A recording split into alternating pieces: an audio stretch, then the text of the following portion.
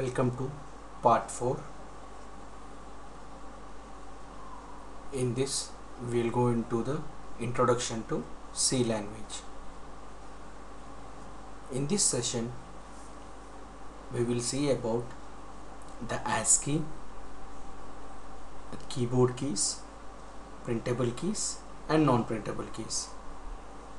Next, the eASCII, what are the different high-level languages, and next the C language and its features.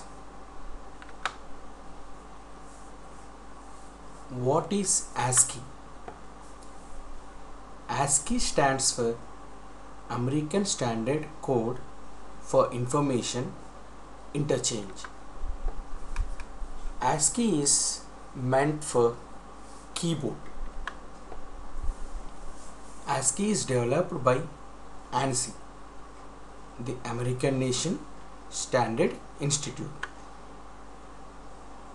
ASCII values are from 2 power 7, which is from range 0 to 127. When I say it is meant for keyboard,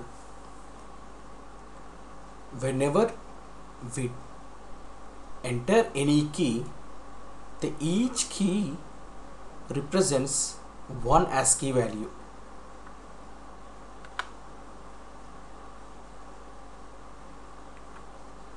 When we go into the values of ASCII, we'll get more information on the different types of keys and their ASCII values. Generally we use keyboard in our daily life. Let's see what are the different types of keys we have in our keyboard. There are two categories. One is the non-printable keys and the other one is the printable keys. What are non-printable keys? All the control keys will come as the non-printable keys. Total number of non-printable keys or the total number of control keys in a standard keyboard are 32 combinations, and the ASCII value for these control keys is from range 0 to 31. The total ASCII value range is 0 to 127, of which 0 to 31 is allocated for the non-printable keys. What are the printable keys? The uppercase alphabets A to Z. We have A to Z in our keyboard, and with the help of shift or the caps lock, we can enter the alphabets either in lowercase or uppercase. So we can enter A to Z in lowercase and also A to Z in uppercase. So total we have 26 plus 26, 52 key combinations can be entered for the alphabets. So say example, I enter uppercase A. It is when I use either caps lock or shift and I enter or I press the A button. So how it will be recognized by the computer if it is capital A or something else? For this we have ASCII value. For each and every keystroke in the standard keyboard, an ASCII value is designed.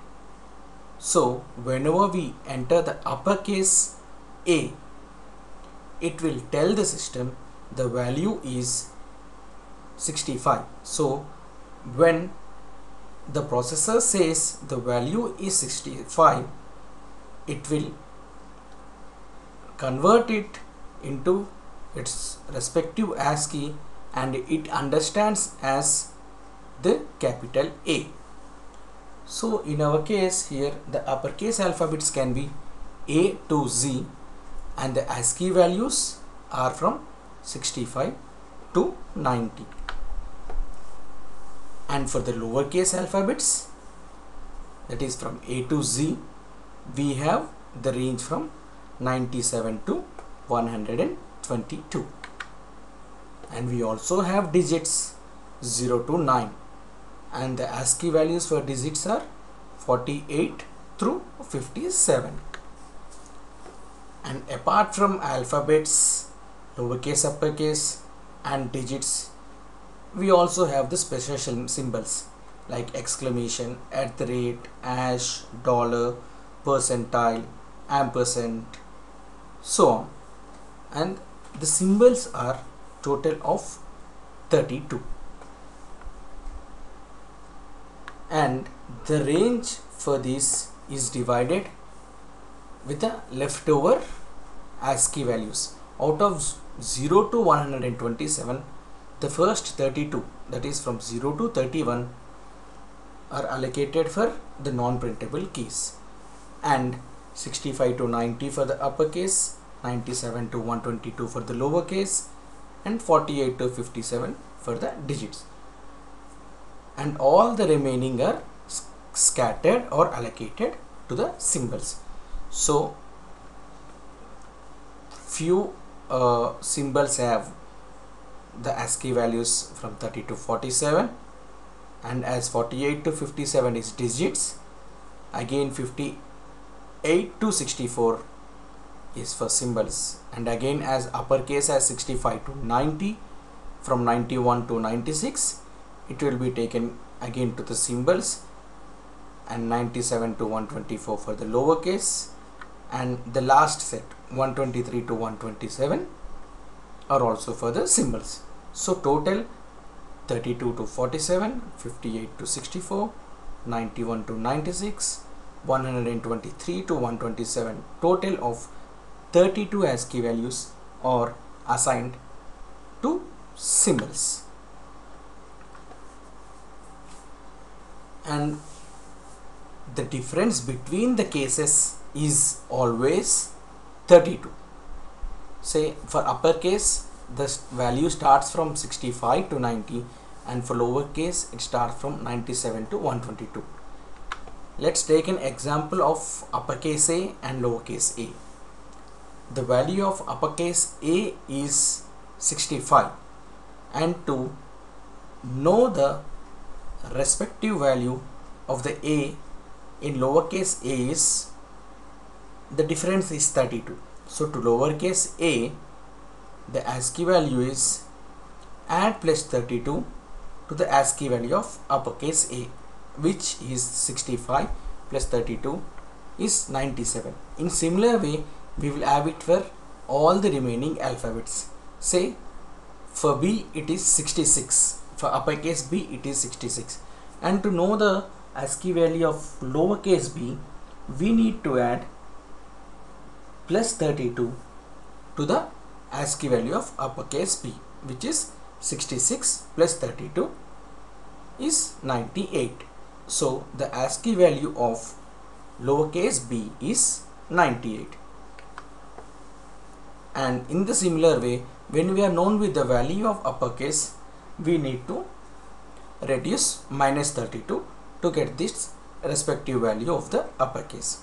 Say the value of lowercase a is 97, and to get the ASCII value of uppercase a, 97 minus 32 is 65.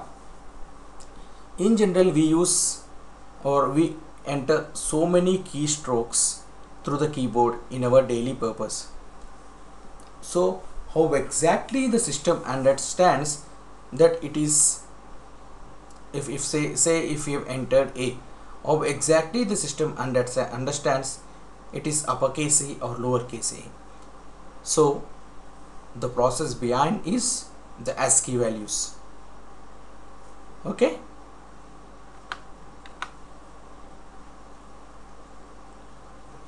And converting an alphanumeric to binary is called as encoding. say I have entered A, uppercase A and number 1. The ASCII value of uppercase A is 65 and the ASCII value of the number 1, which is 49. So these will be converted into the binary format, and that process is called as encoding. So when we give an input, the processor will convert it into the binary format, and that process is called as encoding. And once the encoding is done, after the program execution, to display it on the output, the same binary format of the output will be converted again into alphanumeric, and it is displayed in the standard output, which is monitor. And the process of converting it from binary to alphanumeric is called as decoding.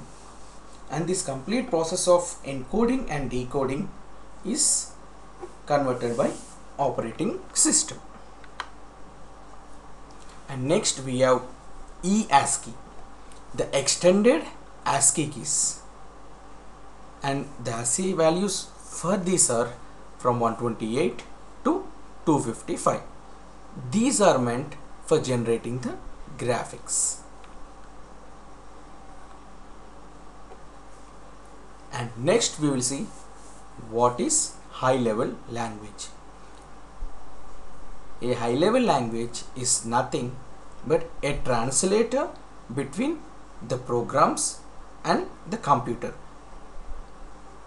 A language which we use as a translator between the programmer and the computer is called a high level language.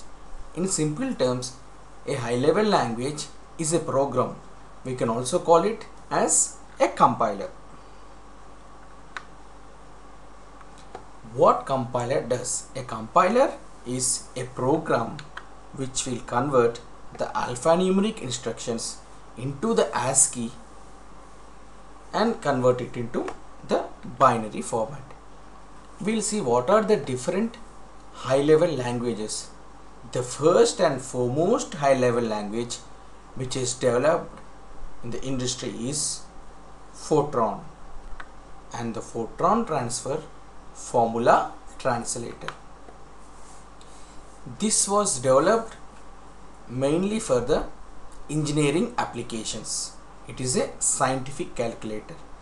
And the next high level language is COBOL, the common business oriented language. And also we have few other languages like business all purpose symbolic instruction code, which is BASIC, and the other one is Pascal. Pascal is a language and it is kept with the name of the mathematician. All these above languages, Fortran, COBOL, BASIC, Pascal, those were famous in 1950s and 60s. And after that, an international committee has been formed wherein they found few other languages. The language is Algol with this algorithm, and the next one was BCPL, the Basic Combined Programming Language.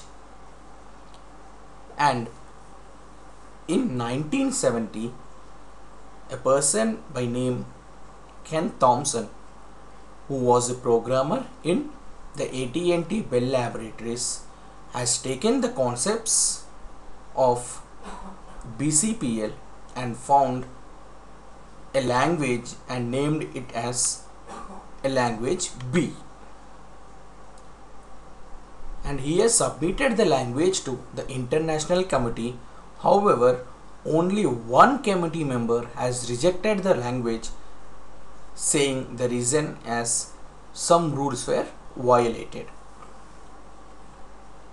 And later on, in 1972, a person by name Dennis Ritchie has introduced a language by name called as C. And in 1978 given certification and released. So even though C was developed in 1972, it was not known to the industry until 1978. And in 1980, when a survey was conducted by the Computer General, it was like more than 75% of the programs can be done using C language. They have conducted the survey in such a way that they have covered the needs of the for different languages which we have in the earlier one, like the Fortran, the COBOL, the BASIC, like for the programs for mathematicians, the program for the civil engineers, and the program for mechanical engineers.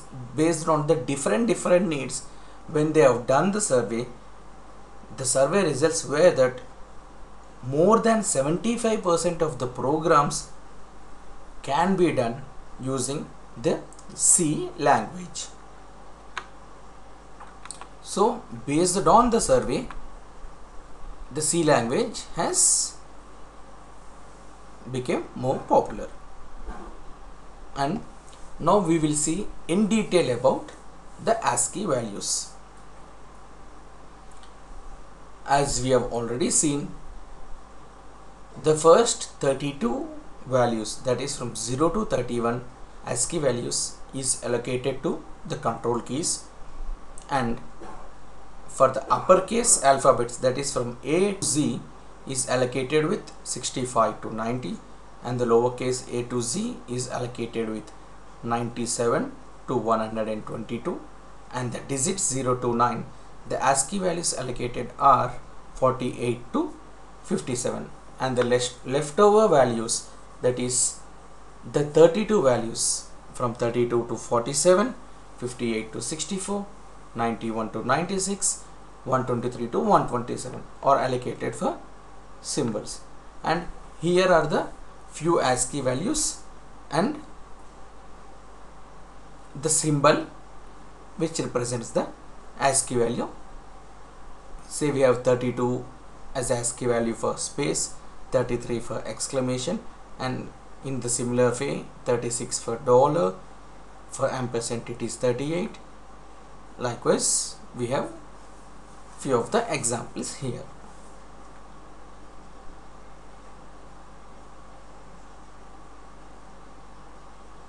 Moving to the next slide. What are the features of C language?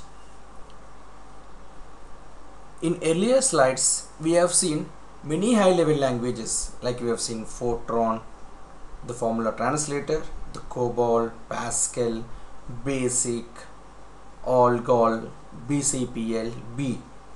How C language is different, or why C language has become more popular and more efficient when compared to other languages.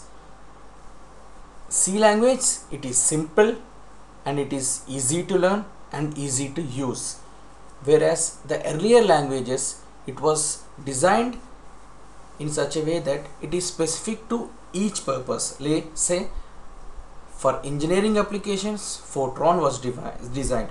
So to code for any other requirement other than the engineering applications, Fortran was not so feasible. However, the C language is designed in such a way more than 75% of the programs can be written using C language. So C language is simple, it is easy to learn, and it is easy to implement this, and it is very much reliable, and it is portable. It is portable on hardware, on any hardware and any OS, any software. And any type of problem can be solved using the C language. Now, just before going into the features or going to just before writing the programs, we'll see how exactly we need to build a program.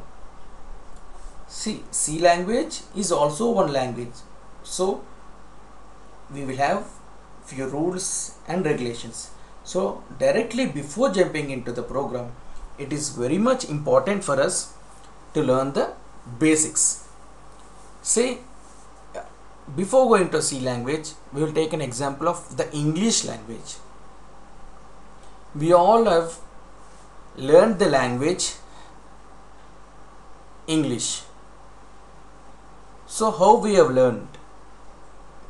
We haven't directly learned the paragraphs. What we have done is, first we have learned the alphabets. We have learned the alphabets A to Z, and after we are comfortable with the alphabets, we have started preparing words by using those alphabets. Say apple, boy, these all the words we have started using them with a combination of the alphabets. And after forming the words, we have framed them into the sentences by following few rules. Say we have identified few words as apple is a fruit. So to make the sentence apple is a fruit, we have followed few rules which will tell that the sentence is a valid one. And once we learn the sentence, we have started creating the paragraphs. So this is the way we have learned an English language, and in the similar way we also need to learn C language. Say in this slide, the first two lines, the first one it says the English language. When it says the English language, it is alphabets A, B, C and so on up to Z. And for that we have learned the human language. Human language, using the alphabets, we have created few words like boy, world, computer and all those things. All those which is needed in the human life. And after identifying those and after identifying with respect to the human language, we have started keeping that into the sentences and paragraphs, which is the exact English which we use. In the similar way, we are also going to learn the C language. For C language, first we will learn the basics of C language, and then we will convert it into the computer language, and which is similar to the English. Say in our English example, now we will see what is the syntax error and semantic error with respect to the English language. Say my sentence here is Rama is the boy. It is a sentence and Rama is the boy. These four are the words and each word has the alphabets. In Rama we have alphabets R, A, M, A, and in is we have I, S, and in words we have T, H, E, and in boy we have B, O, Y. So the alphabets are correct and the words are correct. However, the sentence is wrong. So to form a sentence, even though we have the correct alphabets and correct words, it should be arranged properly. In this sentence, Rama is the boy, the is a syntax error. In English, it is a grammatical mistake. The same one when we do it with respect to the language, it is called as the syntax error. And what is semantic error? Here Rama is R-A-M-A is a boy. It is a meaningful sentence. However, we are not sure that Rama may be a girl or Rama may be a boy. This is called a semantic error. semantic error which come semantic error, and semantic error will come at runtime in the programming language. Even though the sentence is correct, it is not clear, it is not specific, is called as semantic error. Now to learn the C language, what we need? In English, to learn the language, initially we have started with alphabets A to Z. In the similar way, to learn the C language, we will start with the keys, the ASCII values. ASCII values we have seen as uppercase A to Z, lowercase a to Z, numbers 0 to 9 and the 32 symbols. Once we are familiar with this, next we will learn the constants, the variables, the keywords, which is similar to words in the English language. And once we are comfortable with constants, variables and keywords, we will write the instructions. The way how we form the sentence in English language, we will write the instructions in the C language. And once we are done with the instructions, we will be writing the programs. Writing the programs is nothing but similar to what we do or what we write as a paragraphs in English. So now if we compare these two, both are pretty much equal. So to learn any language, first we need to go with the basics and understand, and we need to step on one after the other. So this is one of the reason for us to learn the basics first. Once we are comfortable with the basics, we can write any program using the logic.